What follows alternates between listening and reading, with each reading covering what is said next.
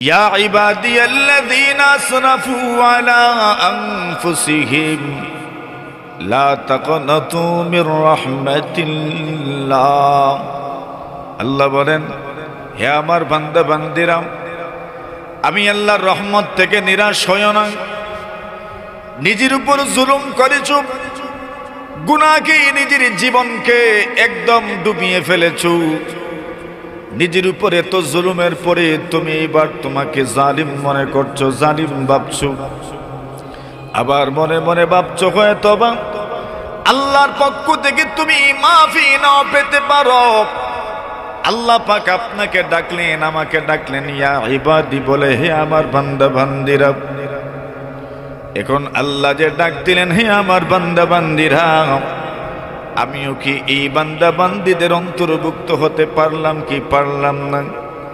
আল্লাহর বলি বলেন, আমি যদি বান্দা বান্দিদের অন্তর্ভুক্ত হয়ে যেতে পারি, ওই বান্দা বান্দিদেরকে তো আল্লাহ নিজের বান্দা বান্দি বলেছেন। আমি আল্লাহর বান্দা বান্দিদের অন্তর্ভুক্ত হতে পারাটা আমার কাছে এত গর্বের বিষয়। সুরাইয়া নামক তারকা যদি আমার পায়ের নিচে চলে আসে, পদতলে চলে আসে, সুরাইয়া নামক তারকার উপরে যদি আমি চলে যাই, মানে আসমানে যে তারকা আছে, নক্ষত্র রাজি আছে, সেই নক্ষত্র রাজিগুলোর উপরেও যদি আমি চলে যাই, আমি উপরে উঠতে উঠতে উঠতে উঠতে আসমান পর্যন্ত যদি আমার পা চলে যায়, এত আনন্দিত হব না? আল্লাহর বান্দা বান্দিদের দলভুক্ত হতে পেরে যেই পরিমাণ আনন্দিত হয়েছি, সুবহানাল্লাহ। এই অনুভূতি আমার আছে কি নাই? আল্লাহর বান্দা বান্দি হতে পারাটা এত সম্মানের। 2 নম্বরে বলেন, ওয়া আন সাইয়ারাতা আহমদ লি নবিয়া।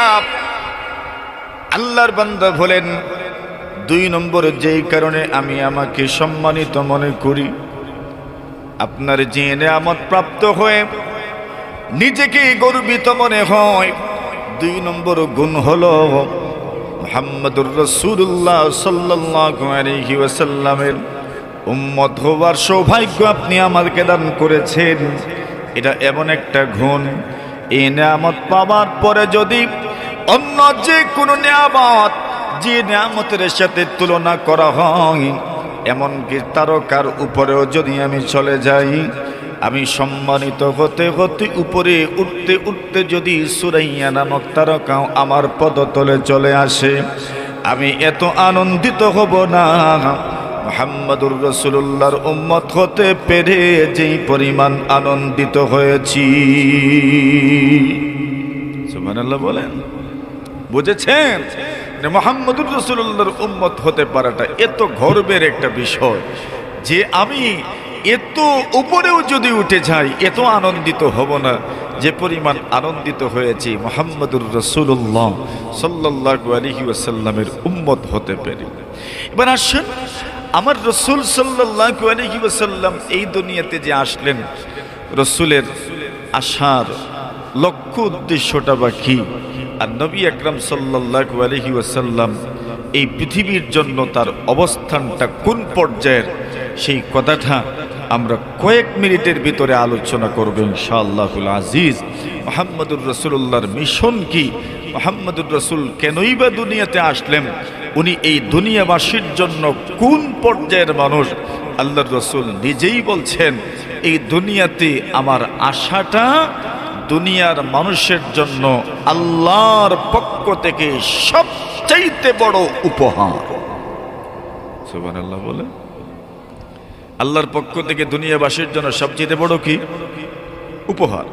আনা রাহমাতুম মুহদাত। আল্লাহর হাবিব বলেন, এই দুনিয়াতে আমাকে প্রেরণ করা হয়েছে, আনা রাহমাতুম মুহদাত।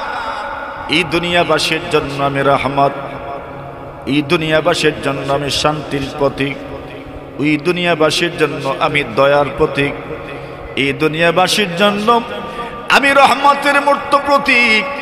ওই রহমত আল্লাহ পরবর্তীকালে আরম পৃথিবীর মানুষকে দান করেছেন হাদিয়া আল্লাহর পক্ষ থেকে। মানুষ উপটৌকন যখন পায়, হাদিয়া যখন পায়, উপহার যখন পায়, তখন মানুষ আনন্দিত হয়ে যায়। আল্লাহর হাবিব বলেন, আমার অবস্থান দুনিয়াবাসীর জন্য শুধু রহমত নয়, শুধু রহমত নয়, বরং যে দয়া আর রহমত মহান আল্লাহর পক্ষ থেকে আমাদেরকে উপহার দেওয়া হয়েছে। সুবহানাল্লাহ। আর রাহমাতুম মুহদা, তো নবীজির অবস্থানটা কোন পর্যায়ে? যে পয়গম্বর আরবি আলাইহিস সালাতু ওয়াস সালাম পৃথিবীর মানুষের জন্য রহমত। ওই রহমত কার পক্ষ থেকে? হাদিয়া। বলেন, হাদিয়া কে দিয়েছেন? আল্লাহ হাদিয়া দিয়েছেন। আল্লাহর পক্ষ থেকে আমি হাদিয়াকৃত এই পৃথিবীবাসীর জন্য, দুনিয়াবাসীর জন্য আমাকে হাদিয়া আল্লাহ প্রেরণ করেছেন, আমাকে উপহার হিসেবে আল্লাহ প্রেরণ করেছেন। দুনিয়াবাসীর জন্য আমি রহমত হয়ে এসেছি। শুধুই রহমত নয়, যে রহমত আল্লাহর পক্ষ থেকে পৃথিবীর মানুষকে হাদিয়া করা হয়েছে। সুবহানাল্লাহ। আচ্ছা, এবার রহমতের প্রভাবটা কেমন ওইটা বুঝেন।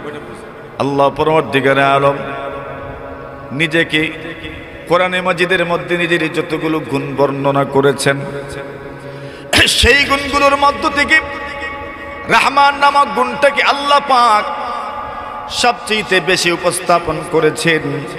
রহমান নামক গুণের মধ্যে আল্লাহ পরওয়ারদিগারে আলমের পৃথিবীর মানুষের সাথে ব্যবহারটা কেমন গভীর, সেই ব্যাপারটা রহমান নামক গুণের মধ্যেই নিহিত রয়েছে। আল্লাহর ব্যবহারটা কেমন হতে পারে? আল্লাহ পরওয়ারদিগারে আলম জায়গায় জায়গায় নিজেকে চিনিয়েছেন আর রহমানির রহিম। সূরাতুল ফাতিহা আল্লাহ পাক প্রথমেই ঘোষণা করলেন আলহামদুলিল্লাহ, সমস্ত প্রশংসা কার? বলেন, আল্লাহ তাআলার। এবার প্রশ্ন জাগতে পারে, মানিল্লাহ, আল্লাহকে পরিচয় দেন। আল্লাহ নিজেই পরিচয় দিলেন রব্বিল আলামিন, যিনি পুরা পৃথিবীবাসীর জন্য, জগৎবাসীর জন্য প্রতিপালক। রব্বুল আলামিনকে এত বিশাল পৃথিবী, আসমান জমিন, সারা পৃথিবী জমিনের মধ্যে যা আছে, আসমানে যা আছে, সবার প্রতিপালকের নাম হচ্ছে আল্লাহ পরওয়ারদিগারে আলম। আল্লাহর জমিনের মধ্যে আপনিও জিম্মাদার, আপনিও যাদের জিম্মাদারি গ্রহণ করেন, যাদের অভিভাবকত্ব গ্রহণ করেন, এদের প্রতি যদি আপনার দয়া না থাকে, মায়া না থাকে, এদের অভিভাবকত্বের জিম্মাদারি আপনি খুব সুন্দরভাবে আদায় করতে পারবেন না। আর যার অধীনস্থদের প্রতি দয়া আছে, মায়া আছে, ওই ব্যক্তি তার অধীনস্থদের দায়িত্ব, অভিভাবকত্ব সুন্দরভাবে আদায় করতে পারে। আল্লাহ তাআলা জগৎবাসীর জন্য প্রতিপালক, আসমান জমিনের যারা আছে সবার জন্য প্রতিপালক আল্লাহ তাআলা। এবার বলেন তো দেখি, আমরা তো আল্লাহর কথা সবাই যে সব সময় মানি এমন তো নয়, কিন্তু আল্লাহ তাআলা আজ পর্যন্ত কোনো মানুষকে না খেয়ে খাইয়ে মারেন নাই, ঠিক কিনা? আল্লাহ তাআলা এত বিশাল পৃথিবীর অভিভাবকত্ব কেমনে পূরণ কেমনে আদায় করেন, কেমনে এত বিশাল পৃথিবীর অভিভাবকত্ব আল্লাহ পূরণ করেন? এত বিশাল পৃথিবীর অভিভাবকত্বের দায়িত্ব আল্লাহ তাআলা কেমনে আদায় করেন? আল্লাহ পাক নিজেই ঘোষণা করলেন আর রহমানির রহিম। বান্দা বান্দিরা, আমি আল্লাহর গুণ করো, আমি রহমান, আমি দয়ালু, আমি মেহেরবান। আমার দয়ার মতো অন্য কারো দয়া নাই, আমার দয়ারও কোনো শেষ নাই। আমার দয়া এই পরিমাণ, এই পরিমাণ, যে দয়ার কোনো শেষ নাই। আর রহমানির রহিম, আল্লাহ নিজেকে পরিচয় করিয়ে দিলেন, আমার গুণ হলো রহমান, আমার গুণ হলো রহিম। সূরাতুর রহমানের শুরুতে আল্লাহ পাক নিজের পরিচয় তুলে ধরেছেন আর রহমান। আল্লাহ তাআলা বলেন, রহমানকে চিনো কিনা? আর রহমান আল্লামাল কোরআন, যিনি মানুষকে কোরআন শিখিয়েছেন। খালাকাল ইনসান, মানুষ সৃষ্টি করেছেন। আল্লামাহুল বায়ান, যিনি মানুষকে মনের ভাব প্রকাশ করার মতো যোগ্যতা দান করেছেন। কিন্তু প্রথমেই আল্লাহ পাক যেই শব্দ ব্যবহার করেছেন, সেই শব্দটাই হচ্ছে রহমান। আল্লাহ নিজেকে রহমান নামে পরিচয় করে দিয়েছেন। আর রহমানু আলাল আরশি ইস্তাওয়া। আল্লাহ পরওয়ারদিগারে আলম বলেন, আল্লাহ আরশ সৃষ্টি করলেন, সবার উপরে আরশ। আল্লাহ পরমর্দিগারে আলম বলেন, আল্লাহ পাক আরশের উপরে এই কথা বলেন নাই, আল্লাহ পাক আরশের উপরে এই শব্দ বলেন নাই। আল্লাহর আরেক নাম আছে জাব্বার, আল্লাহ বলেন নাই আল জাব্বারু আলাল আরশি ইস্তাওয়া। আল্লাহর আরেকটা নাম আছে আল কাহ্হার, আল্লাহ বলেন নাই আল কাহ্হারু আলাল আরশি ইস্তাওয়া। আল্লাহর একটা বড় নাম রহমান নামক গুণ, আল্লাহ দয়ালু, আল্লাহ মেহেরবান। সেই নামটা উচ্চারণ করে আল্লাহ বলেন আর রহমানু আলাল আরশি ইস্তাওয়া।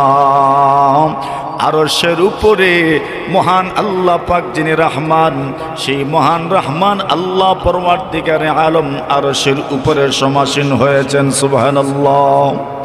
কে? রহমান। বলেন কে? রহমান। আল্লাহ নিজেকে পরিচয় করিয়ে দিলেন আর রহমান। আরশের জিম্মাদারি, আরশের কর্তৃত্ব কার হাতে? আল্লাহ জাব্বার বলেন নাই, মহাপরাক্রমশালী বলেন নাই, রাগান্বিত আল্লাহ বলেন নাই। আল্লাহ বলেছেন আর রহমান। আরশের কর্তৃত্ব কার হাতে? পরাক্রমশালী আল্লাহর হাতে বলেন নাই, রাগান্বিত আল্লাহর হাতেও বলেন নাই, বরং বলেছেন মহান দয়ালু আল্লাহর হাতে আরশের কর্তৃত্ব। সুবহানাল্লাহ। আরশের কর্তৃত্ব কার হাতে? বলেন উনি কে? বুঝেন নাই? রহমান। আল্লাহ নিজেকে গুণ বর্ণনা করে রহমান বলেছেন, দয়ালু বলেছেন। আচ্ছা, এখন আল্লাহর আরশ কোথায়? বলে ওয়া কানা আরশুহু আলাল মা। আল্লাহর আরশ পানির উপরে, আল্লাহর আরশ পানির উপরে। ওয়া কানা আরশুহু আলাল মা। আল্লাহর আরশ পানির উপরে। এর মানে হইল এই পৃথিবীর মধ্যে কোনো মানুষ যদি দয়ালু হয়, ওই সময় মানুষ বলে লোকটা একবারে পানির মতো হয়ে গেছে, মাটির মতো হয়ে গেছে। আর কেউ যদি রাগান্বিত হয়, তখন বলা হয় রোগটা রাখতে রাখতে, রাগ করতে করতে আগুনের মতো হয়ে গেছে। ঠিক কিনা? আল্লাহ বলেন, আল্লাহ রসুল বলেন ওয়া কানা আরশুহু আলাল মা। আল্লাহর আরশ কানা পানির উপরে। এর মানে হলো উপরেও রহমান, উপরেও রহমত, নিচেও হচ্ছে রহমত। এর মানে হলো আরশকে যদি একদম গলিয়ে দেওয়া যায়, তাহলে আরশ কানা পানির আকৃতি ধারণ করবে, আগুনের আকৃতি ধারণ করবে না।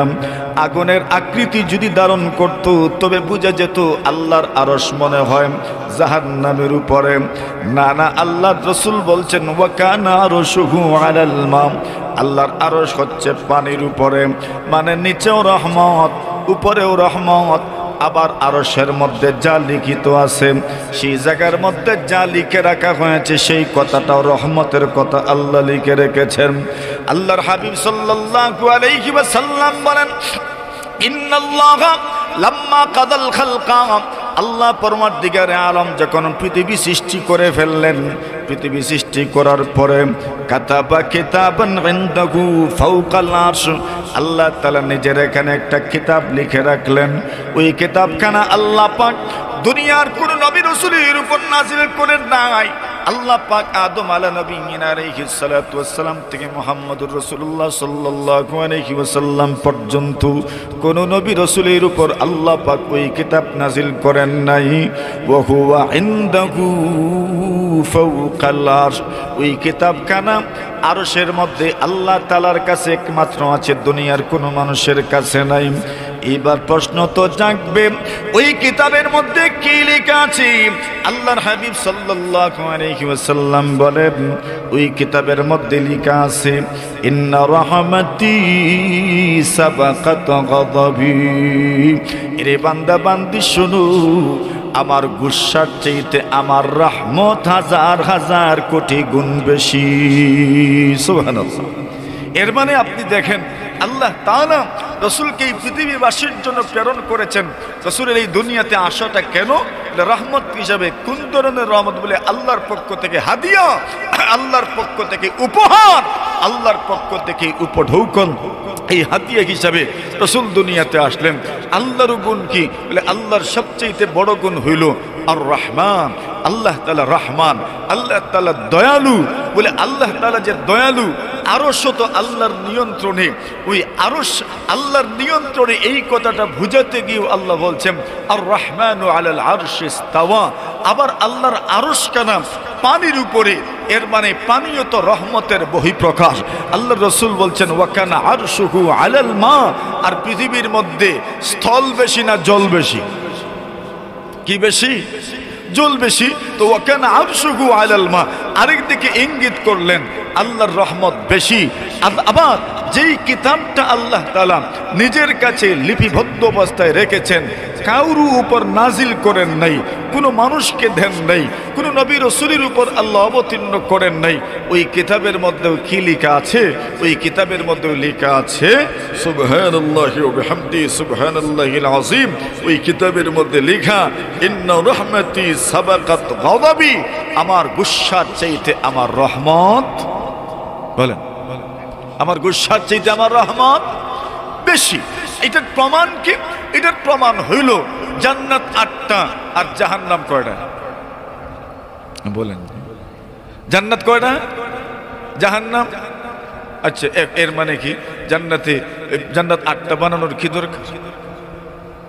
নবী আলাইহিস সালাতু ওয়াস সালাম বলেন ইন্না ফিল জান্নাতি লামিআতা দারাজা। আল্লাহর হাবিব সাল্লাল্লাহু আলাইহি ওয়াসাল্লাম বলেন জান্নাতের মধ্যে 100টা স্তর আছে। আ'আদ্দাহাল্লাহু লিল মুজাহিদিনা ফি সাবিলিল্লাহ। যে 100টি স্তর আল্লাহ পাক আল্লাহর রাস্তায় যারা মুজাহাদা করে, জিহাদ করে, কিতাল মাল কুফার করে, কাফেরদের বিরুদ্ধে যুদ্ধের ময়দানে দাঁড়িয়ে যায়, আল্লাহর দ্বীনের জানটাকে বিজয় করার জন্য, হক হক্কানিয়তের প্রতি যারা অটল থেকে অবিচল থাকে, এই মানুষগুলোর জন্য আল্লাহ পাক জান্নাতের এতগুলো স্তর আল্লাহ পাক নিজে বানিয়ে রেখেছেন। মেরে মহতরম হাজরিন, জান্নাতের এক একটা স্তর কত বড়, কত বড়!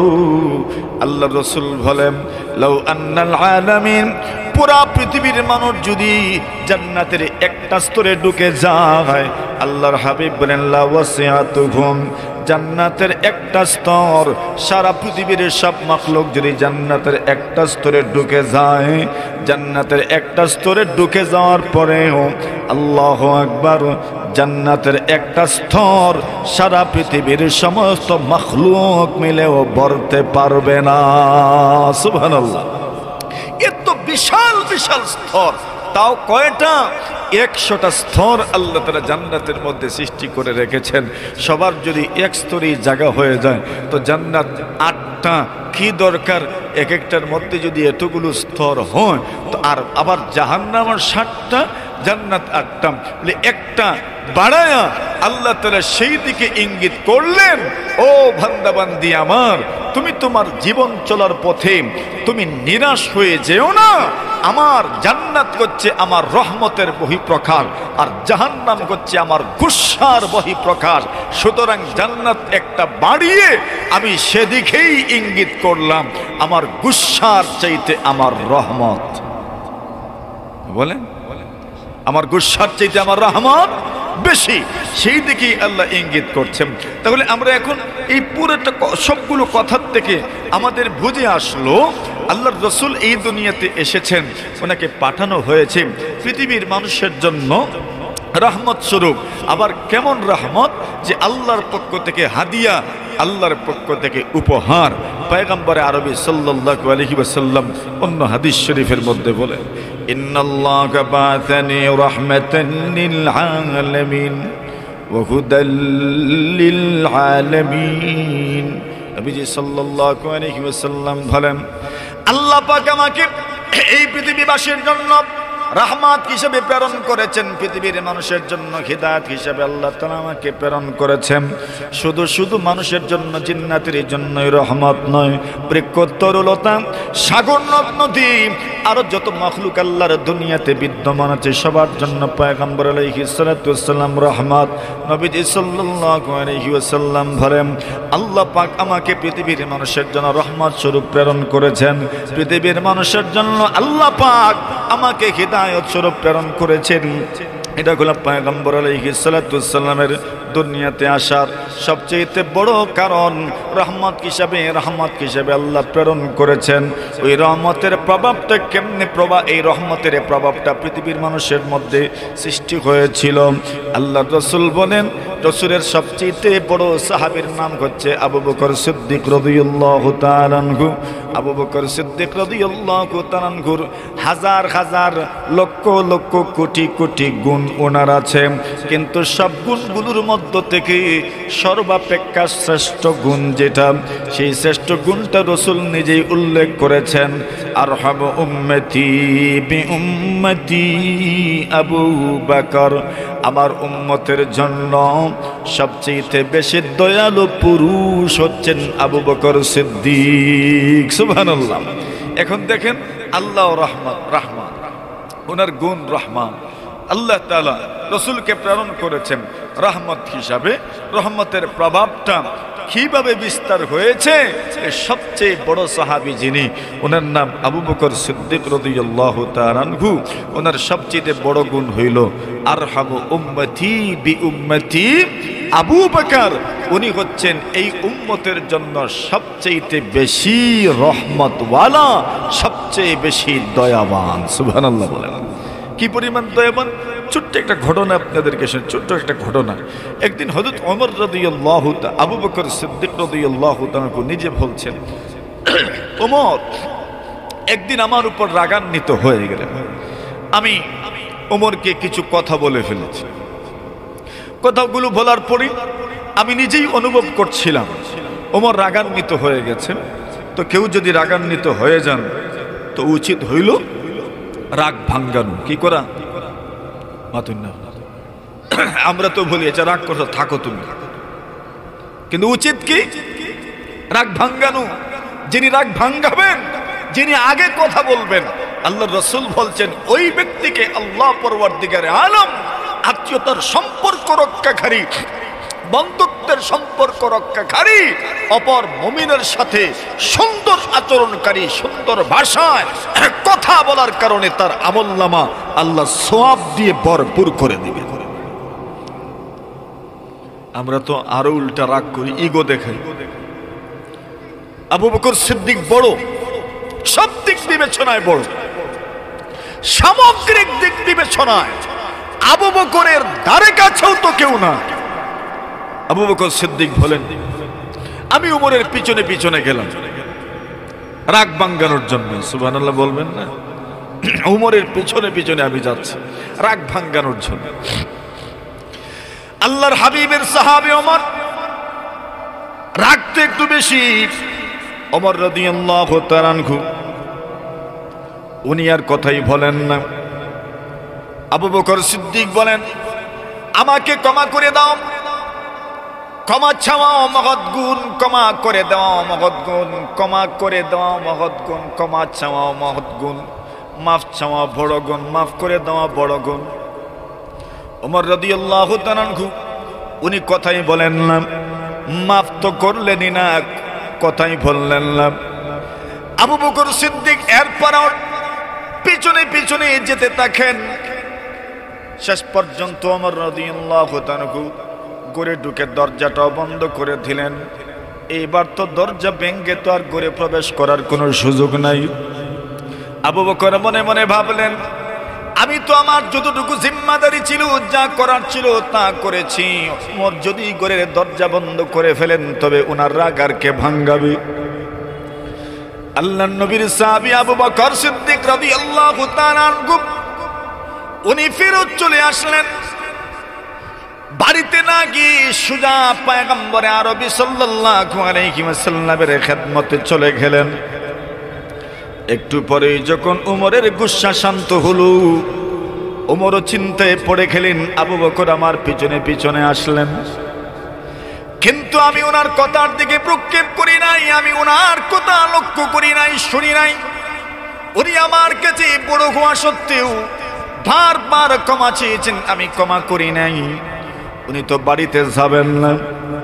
যা ঘটেছে, আমি যেই আচরণ করেছি, এই কথাটা আল্লাহ রাসূল সাল্লাল্লাহু আলাইহি ওয়াসাল্লামকে উনি বলে দিবেন। ওমর রাদিয়াল্লাহু তাআলা আনহু বিষয়টা উপলব্ধি করতে পারা মাত্রই উনিও আস্তে আস্তে ছুটে যাচ্ছেন নবীজির খেদমতের উদ্দেশ্যে। জোরে বলি সুবহানাল্লাহ। ওমর মনে মনে ভাবছেন, আবু বকর তো নবীজি সাল্লাল্লাহু আলাইহি ওয়াসাল্লামের কাছে গিয়ে বিচার দিবেন। আবু বকর সিদ্দিক তো নবীজির কাছে গিয়েছেন, ইয়া রাসূলুল্লাহ, ইয়া হাবিবাল্লাহ, ওমরকে আমি কিছু কথা বলেছিলাম, আমার ধারণা ওমর রাগান্বিত হয়ে গেছে, কিন্তু ওমর তো চাইলে আমাকে মাফ করতে পারত। আমি বারংবার ওমরের কাছে মাফ চেয়েছি, কিন্তু ওমর আমাকে মাফ করেন নাই। শেষে মেষ্ট উনি ঘরের দরজাটাও বন্ধ করে দিলেন। আবু বকর সিদ্দিক বিচার দিয়েছেন, নবীজির চেহারাটা পর্যন্ত পরিবর্তন হয়ে গেছে।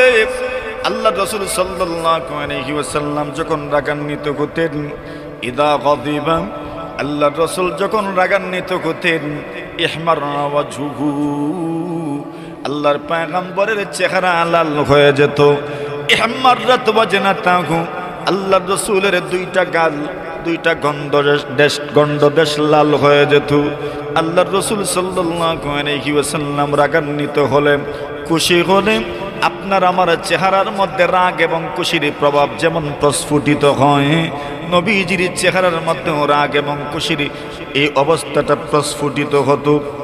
আল্লাহ রাসূল যখন আনন্দিত হতেন, খুশি হতেন, কানা রাসূলুল্লাহ সাল্লাল্লাহু আলাইহি ওয়াসাল্লাম ইদা সুররা ইস্তানারা ওয়াজহু, আল্লাহ নবীজি যখন আনন্দিত হতেন চেহারাটা আলোকিত হয়ে যেত। জোরে বলেন সুবহানাল্লাহ। হাত্তা কান্নাহু কিতাআতু কামার, এমনকি মনে হতো যেন পয়গম্বরের চেহারাটা যেন পূর্ণিমা রজনীর চাঁদের টুকরা। সুবহানাল্লাহ। এত আলোকিত হতো পয়গম্বরের চেহারা যখন আনন্দিত হতেন। আর রাগান্বিত হলেও বাপরে বাপ, চেহারাটা রাগে লাল হয়ে যেত, অগ্নিশর্মা হয়ে যেত, লাল বর্ণ ধারণ করত চেহারা। এত রাগান্বিত হয়ে যেতেন পয়গম্বরে আরবি সাল্লাল্লাহু আলাইহি ওয়াসাল্লাম।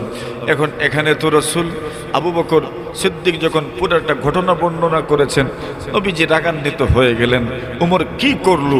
আমার আবু বকর পিছনে পিছনে গেল, মাফ চাইল, আর উমর বুঝি মাফ করলো না। উমরও তো চিন্তা করছেন, আরে উনি তো রাসূলের কাছে গিয়ে বলবেন পুরা ঘটনা, তো বাড়িতে থাকার আর কোনো সুযোগ নাই। মামলা যদি রেকর্ডভুক্ত হয়ে যায় তাহলে কিন্তু বিচার বড়ই জীব। হযরত ওমর রাদিয়াল্লাহু তাআলা আনহু যখন আসছেন, আল্লাহ রাসূল সাল্লাল্লাহু আলাইহি ওয়াসাল্লাম উমরকে দেখছেন। আবু বকর সিদ্দিক রাদিয়াল্লাহু তাআলা আনহু নবীজির চেহারার দিকে তাকায় দেখেন চেহারাটা লাল হয়ে গেছে। আবু বকর সিদ্দিক বুঝে নিলেন, এইবার তো নবী ওমরকে এত বকাঝকা করবেন যার কোনো শেষ নাই। রাসূল রাগান্বিত হয়ে গেছেন, ওমরকে অনেক কিছু বলে ফেলবেন।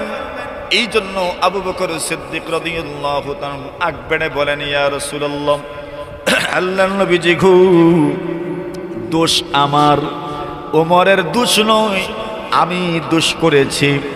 আল্লাহর রাসূলকে সান্ত্বনা দেওয়ার জন্য, শান্ত করার জন্য বলছেন, ইয়া রাসূলুল্লাহ, দোষ ওমরের নয়, আমি বেশি দোষ করেছি। আল্লাহর রাসূল সাল্লাল্লাহু আলাইহি ওয়াসাল্লাম শান্ত তো হইলেন ঠিক। দেখেন এই জায়গায় আবু বকর আগে তো বলে ফেলেছেন পুরাটা ঘটনা, ওমরের পিছনে পিছনে গেলাম, মাফ চাইলাম, কিন্তু ওমর মাফ করে দিল না। এবার যখন বুঝতে পেরেছেন আল্লাহর পয়গম্বর খুব বেশি রাগান্বিত হয়ে যাবেন, ওমরকে বকাঝকা করবেন, এই জন্য পয়গম্বর আলাইহিস সালাতু ওয়াস সালামের সাহাবী, সবচেয়ে বড় সাহাবী, আরহামু উম্মতি বি উম্মতি আবু বকর, আল্লাহর নবীর উম্মতের জন্য সবচেয়ে বেশি দয়ালু সাহাবী আবু বকর সিদ্দিক বলেন, নবীজি গো, দোষ আমার, আমি দোষ করেছি, উমরের কিন্তু দোষ নাই। সুবহানাল্লাহ।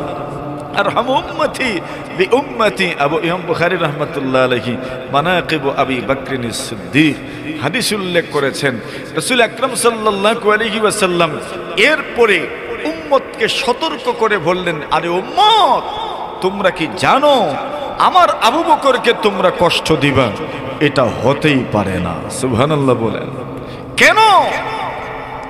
আমি যখন নবী হয়েছি আল্লাহ যখন আমার কাছে ওহী নাযিল করেছেন, আল্লাহ তাআলা যখন আমাকে রিসালাত দিলেন, আল্লাহ পাক যখন আমাকে নবুয়তের মতো গুরু দায়িত্ব দিলেন, আল্লাহ পরবর্তীকারে আলম যখন আমার উপর ওহী নাযিল করলেন, আমি যখন ওই কথাগুলো মানুষের সামনে বলেছি, তোমাদের প্রত্যেক মানুষই প্রায় সব মানুষগুলোই বলেছে আমি মিথ্যা বলছি, আর একমাত্র আবু বকর শুধু বলেছে আমি সত্য বলেছি। সুবহানাল্লাহ। আবু বকর বলেছে আমি সত্য বলেছি, আর বেশিরভাগ মানুষই বলেছে আমি মিথ্যা বলেছি। তো তোমরা আমার আবু বকরকে কষ্ট দিবা, তা হতেই পারে না। সুবহানাল্লাহি ওয়া বিহামদিহি। নবীজির এই দুনিয়াতে অবস্থান কেমন? রাহমাতুন মুহদাত, আল্লাহ রাসূল আল্লাহর পক্ষ থেকে রাহমত স্বরূপ। এরা এখানে কি করে থাকি?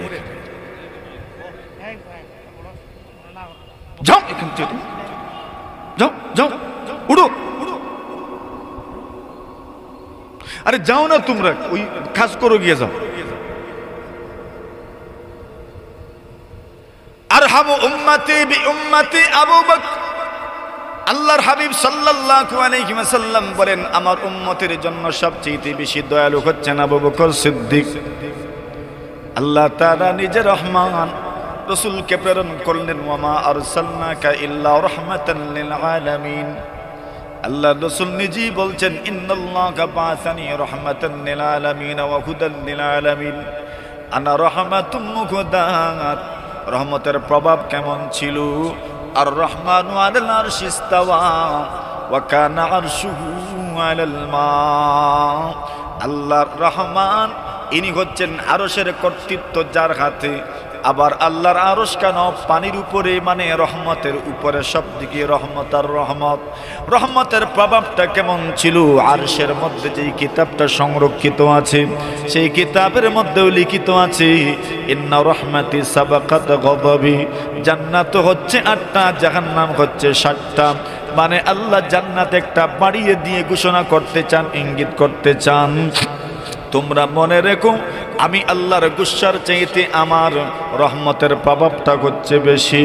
আল্লাহর রাসূল নিজে রাহমাতুল লিল আলামিন, রাহমাতুল লিল আলামিনের এই দীর্ঘ দিনের 23 বছরের নবুয়তি জিন্দেগির মধ্যে যাদেরকে গড়ে তুলেছেন, গঠন করেছেন, এদের মধ্যে সর্বশ্রেষ্ঠ যিনি আবু বকর সিদ্দিক, ওনার গুণ স্বয়ং রাসূল বলছেন, আরহামু উম্মতি বি উম্মতি আবু বকর। এইবার তো গেল পয়গম্বরের পজিশনটা দুনিয়ার জন্য কেমন। এইবার রাসূল সাল্লাল্লাহু আলাইহি ওয়াসাল্লাম এই দুনিয়াতে আসার লক্ষ্য উদ্দেশ্যটাই বা কি ছিল? আল্লাহ রাসূল নিজেই বলছেন, দুনিয়াতে আসার লক্ষ্য উদ্দেশ্য হলো বুইসতু লিউতাম্মিমা মাকারিমাল আখলাক। আমাকে এই দুনিয়াতে প্রেরণ করা হয়েছে উত্তম গুণগুলো, উৎকর্ষ গুণগুলো, এই গুণগুলোকে পূর্ণতা দেওয়ার জন্য, মানে পুরা পৃথিবীকে সুন্দর আখলাক, সুন্দর চরিত্রের মাধ্যমে জয় করার জন্য। পৃথিবীর ইতিহাসে এমন একজন মহামানব আর খুঁজে পাওয়া যাবে না। আমার নবী তার চরিত্রের মাধ্যমে, সুন্দর চরিত্রের মাধ্যমে আদর্শবান একজন মানুষ হওয়ার সুবাদে পুরা পৃথিবীর মানুষকে যেভাবে প্রভাবিত করেছেন, এমন একজন মানুষ আল্লাহর জমিনে মুহাম্মদুর রাসূল ব্যতীত দ্বিতীয় কোনো মহামানব ব্যক্তিত্ব খুঁজে পাওয়া যাবে না, ঠিক কিনা? এটা হলো একটা উদ্দেশ্য।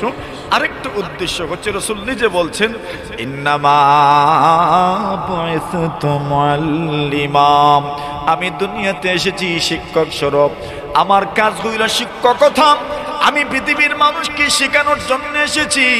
ইব্রাহিম আলাইহিস সালাতু ওয়াস সালাম যখন দোয়া করেছিলেন কাবা নির্মাণের পরে, সেই এক দোয়াগুলোর মধ্য থেকে গুরুত্বপূর্ণ একটা দোয়া এটাও করেছিলেন, রব্বানা ওয়াবা'থ ফীহিম রাসূলাম মিনহুম ইয়াতলু আলাইহিম আয়াতিক ওয়া ইউআল্লিমুহুমুল কিতাবা ওয়াল হিকমাতা ওয়া ইউযাক্কিহিম ইন্নাকা আনতাল আজিজুল হাকীম।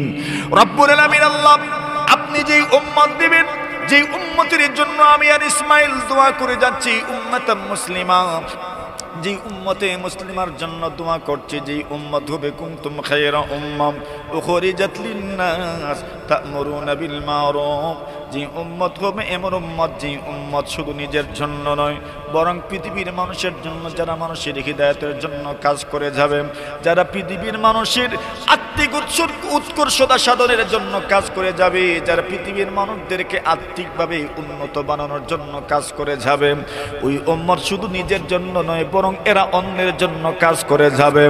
এই মহান উম্মতের মধ্যে আপনি এমন একজন রাসূল প্রেরণ করিয়েন, এমন একজন মহামানব প্রেরণ করিয়েন, যে মহামানবের প্রথম কাজ হবে ইয়াতলু আলাইহিম আয়াতিক, যিনি মানুষের সামনে আল্লাহর কোরআনে মাজিদের তিলাওয়াত করবেন। সুবহানাল্লাহ। কি করবেন? তিলাওয়াত করবেন। এটা প্রথম নম্বর গুণ, এমন একজন নবী প্রেরণ করিয়েন। 2 নম্বর গুণ আল্লাহ বলছেন, 2 নম্বর জিম্মাদারির কথা আল্লাহ নিজেই ঘোষণা করছেন, ওয়া ইউআল্লিমুহুমুল কিতাব, যিনি পৃথিবীর মানুষদেরকে কিতাবের শিক্ষা দিবেন, ওয়াল হিকমাতা, এবং জ্ঞান বিজ্ঞান শিখাবেন, সুন্নাত শিখাবেন, ওয়ায়ুযাক্কিহিম, 4 নম্বর আত্মশুদ্ধির জন্য চেষ্টা করে যাবেন। এমন একজন মহামানব, এমন একজন রাসূল আপনি প্রেরণ করিয়েন।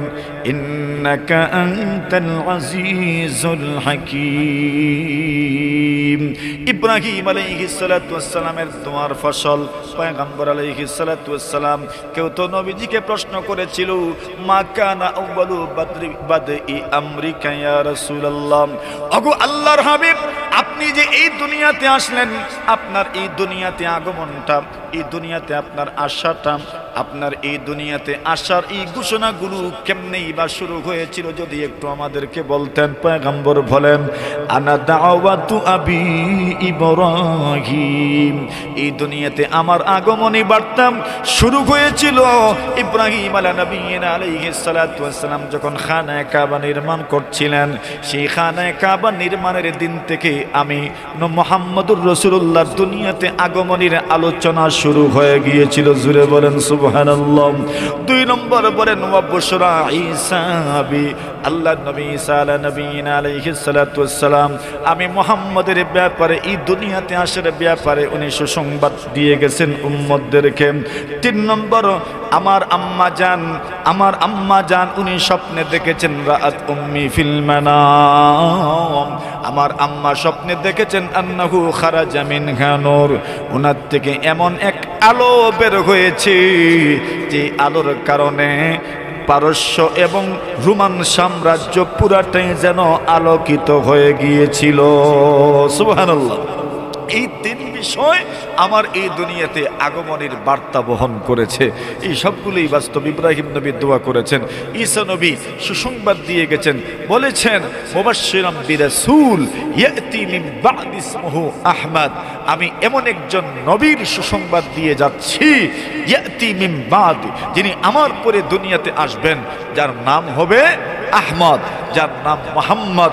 রাসূল বলতেন, আমার অনেকগুলো নাম আছে, প্রসিদ্ধ নামের মধ্যে লি খামসাতু আসমা, 5টি নাম হচ্ছে আমার প্রসিদ্ধ, তন্মধ্যে একটা নাম মুহাম্মদ, আরেকটা নাম আহমদ। তো রাসূল আল্লাহর পয়গম্বর ঈসা রূহুল্লাহ আলাইহিস সালাতু ওয়াস সালাম নবীজির সুসংবাদ দিয়ে গেছেন উম্মতের সামনে।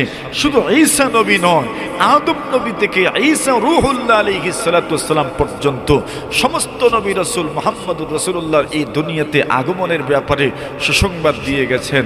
আর এরপরে 3 নম্বর বলেছেন, আমার মায়ের স্বপ্নের বাস্তবতা। সুবহানাল্লাহ। আমার মা নিজে স্বপ্নে দেখেছেন, যখন গর্ভে ছিলাম, যে এমন এক আলো বের হয়েছে, যে আলোর মাধ্যমে পারস্য এবং রোমান সাম্রাজ্যের বড় বড় প্রাসাদগুলো, রাজপ্রাসাদগুলো আলোকিত হয়ে গেছে। সুবহানাল্লাহ। মানে এগুলো উনি দেখছিলেন। এর মানে এই আরবের আলোয় পুরা পৃথিবী আলোকিত হবে, ঠিক কিনা? এটা যেন উনি অনেক আগেই স্বপ্নে দেখেছেন।